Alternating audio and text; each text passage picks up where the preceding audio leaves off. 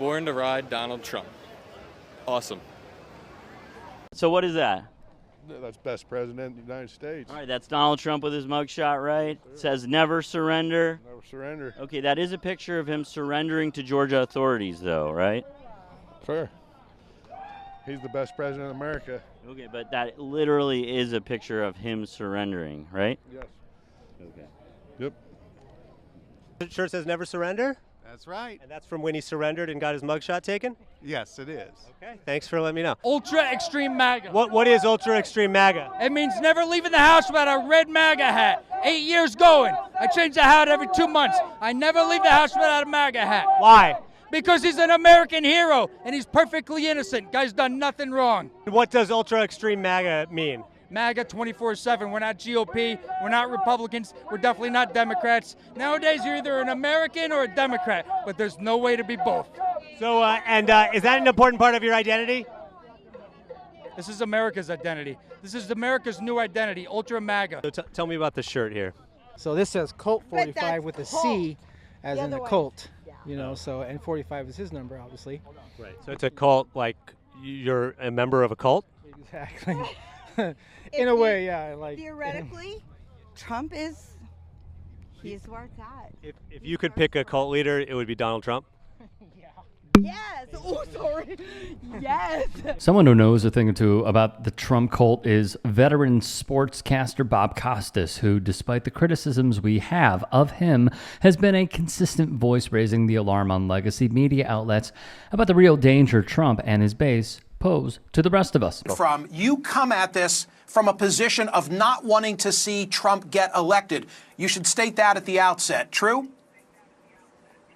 Yes, absolutely. For context, the framing of this interview was in response to comments Costas made on Real Time with Bill Maher when he said, quote, "If Biden's hubris is such that he doesn't understand the best interests of his party and, more important, his country, then he has to be shown the door, period." And to his credit, that is not a bad piece of analysis from Costas at all. Despite all that the Biden administration has accomplished, the optics of Biden's age have far surpassed any of the goodwill he had with moderates like Costas, in addition to many more failures he's had. But when you're on CNN, any and all criticism of Biden is perceived as support of Trump. And if the DNC learned anything since 2016, they should know that this is the mentality that contributed to where our country is now. He is by far the most disgraceful figure in modern presidential history. He's only become more disgraceful since 2016 and since 2020.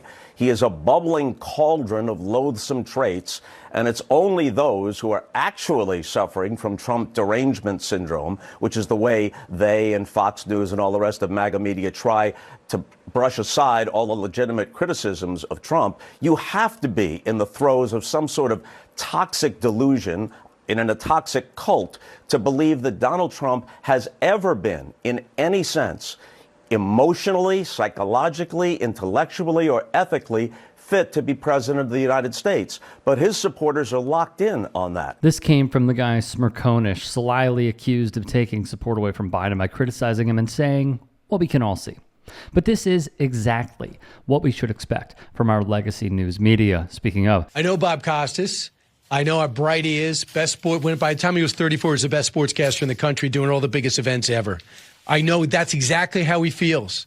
But I think it's so shallow of him to think that you can have your feelings and put down 74 million people along the way. Fox News' Brian Kilmeade decided to whine about Costas hurting his and Trump supporters' feelings, conveniently forgetting the decades of heinous statements made about anyone who isn't a conservative and the real-world harm done by Fox News' rhetoric over the years. If people who are supported, especially him coming from a place where people support their teams and their players and their boxers and their athletes, and people are loyal.